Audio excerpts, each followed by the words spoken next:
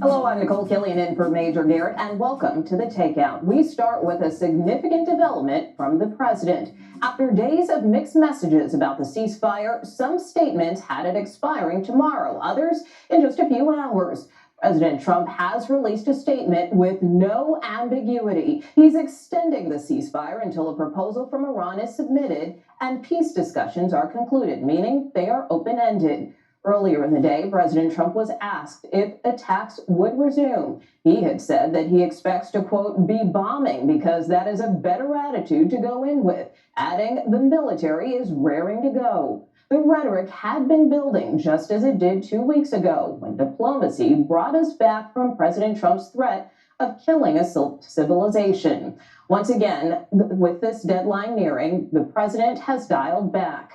As for peace talks, Pakistan is prepared to host them. After days of saying Vice President J.D. Vance would be flying there, he has yet to depart. But with Trump's statement, all eyes will be on Andrews Air Force Base and a Marine 2 departure. We go to the White House now with CBS's Ed O'Keefe. And Ed, what more do we know on the ceasefire extension?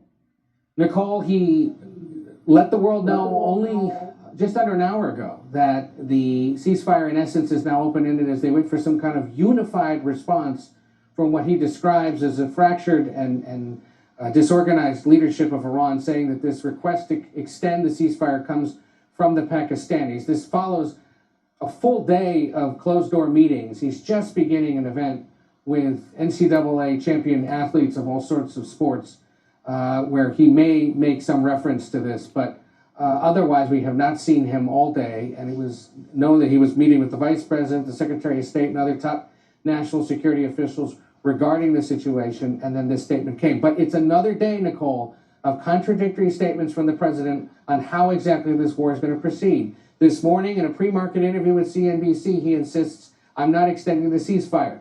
Just after the bell rang at 4 o'clock Eastern time, however, he then announces this open-ended ceasefire. So it's yet another day of confusion, not only for the world, but also for Americans here at home, trying to determine how much longer might this conflict continue.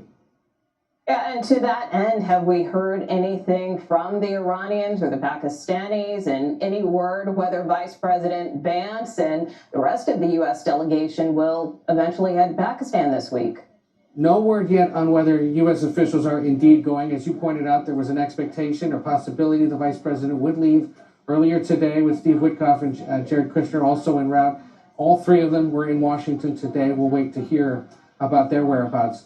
Among other people weighing in today was the Iranian foreign minister, calling out two developments. One, the continued blockade of the Strait of Hormuz. The other, the American interdiction of a unflagged, sanctioned vessel in the Indian Ocean.